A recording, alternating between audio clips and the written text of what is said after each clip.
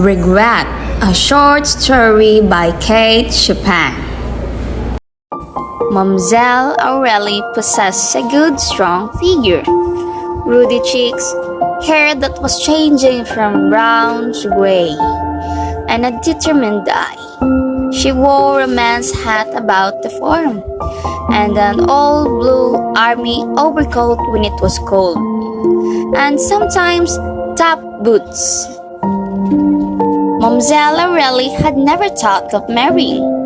She had never been in love. At the age of 20, she had received a proposal, which she had promptly declined. And at the age of 50, she had not yet lived to regret it. So, she was quite alone in the world, except for her dog, Punto, and the Negroes who live in her cabins and work her crops, and the fowls, a few cows, a couple of mules, her gun, and her religion. One morning, Mamzelle Aureli stood upon her gallery, contemplating with arms akimbo a small band of very small children who, to all intents and purposes, might have fallen from the clouds. So unexpected and bewildering was their coming, and so unwelcome. They were the children of her nearest neighbor, Odeli, who was not such a near neighbor after all.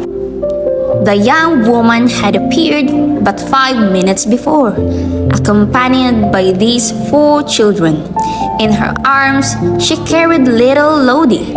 She dragged little fellow by an unwilling hand, while Marceline and Marcelet followed with irresolute steps. Her face was red and disfigured from tears and excitement. She had been summoned to a neighboring parish by the dangerous illness of her mother. Her husband was away in Texas. It seemed to her 1,000,000 miles away, and Valsen was waiting with a mule cart to drive her to the station.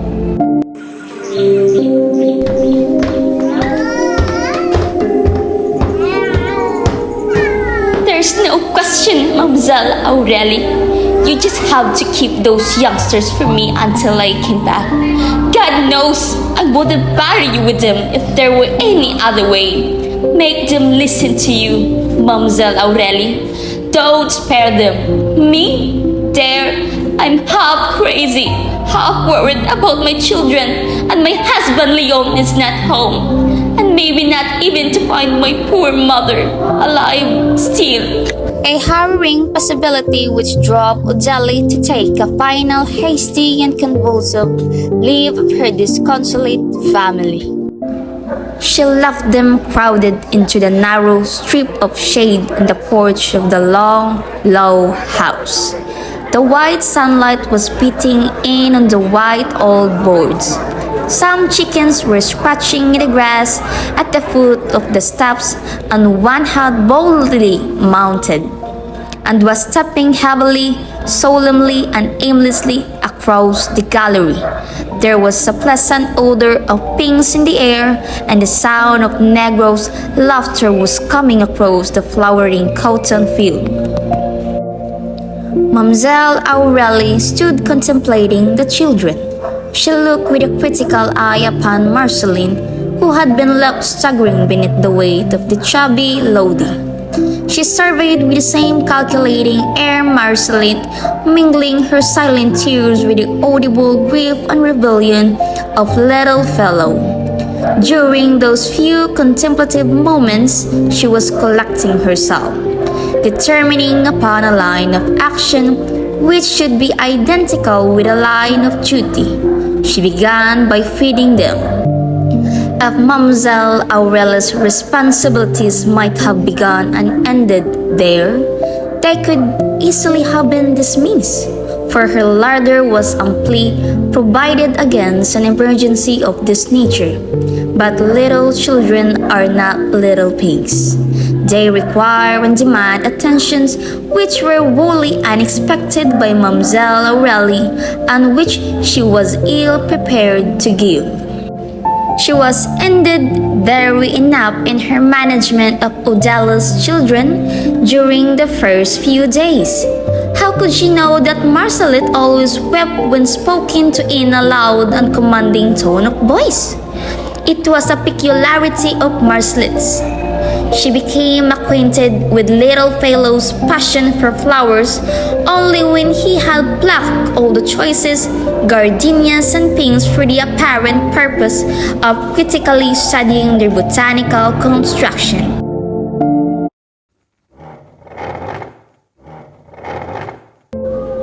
It ain't enough to tell me, Mamselle Aurelie. You got to tie me in a chair.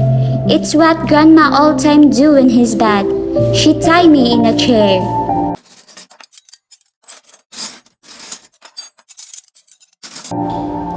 I tell you, Aunt Ruby, I'd rather manage a dozen plantations than for children. It's Rosen, but don't talk to me about children. I expected as you would know one everything about them, Mamselle Aurelie. I see that tendy steady when I spy that little children playing with you, basket or case. You didn't know that mixed children screw up hard-headed to play with case? Mamselle Aurelie certainly did not pretend or aspire to such subtle and far-reaching knowledge on the subject as Aunt Ruby possessed, who had raised 5 and buried 6 in her day. She was glad enough to learn a few little mother tricks to serve the moment's need. Little fellow's sticky fingers compelled to her unearthed white aprons that she had not worn for years, and she had to accustom herself to his moist kisses, the expression of an affectionate and exuberant nature. She had get down to her sewing basket, which she seldom used, from the top shelf to the armoire, and placed it within the ready and easy reach which torn slips and buttonless waist demanded. It took her some days to become accustomed to the laughing, the crying, the chattering that echoed through the house and around it all day long, and it was not the first or the second night that she could sleep comfortably with little Lodi's hot, plump body pressed close against her, and the little one's warm breath beating her cheek like the fanning of a bird's wing. But at the end of 2 weeks, Mamselle Aurelie had grown quite used to these things, and she no longer complained. It was also the end of 2 weeks that Mamselle Aurelie, one evening, looking away toward the creek where the cattle were being fed, saw Balsan's blue cart turning the bend of the road. Odile sat beside the mulatto, upright and alert. As they drew near, the young woman's beaming face indicated that her homecoming was a happy one. But this coming, unannounced and unexpected, threw Mamselle Aurelie into a flutter that was almost agitation. The children had to be gathered. Where was little fellow, yonder in the shed, putting an edge on his knife at the grindstone, and Marceline and Marcelette, cutting and fashioning doll rugs in the corner of the gallery. As for Lodi, she was safe enough in Mamselle Aurelie's arms, and she had screamed with delight at sight of the familiar blue cart which was bringing her mother back to her.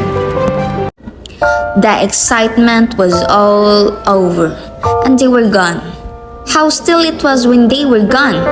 Mamselle Aurelie stood upon the gallery, looking and listening. She could no longer see the cart. The red sunset and the blue-gray twilight had together flung a purple mist across the fields and road that hid it from her view.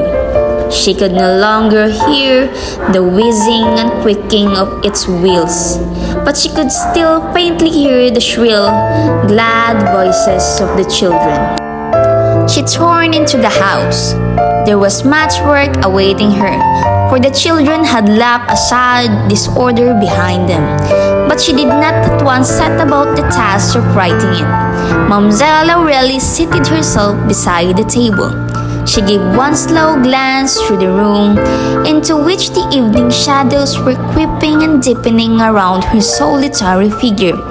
She let her head fall down upon her bended arm, and began to cry. Oh, but she cried, not softly as women often do. She cried like a man, with sobs that seemed to tear her very soul. She did not notice Ponto licking her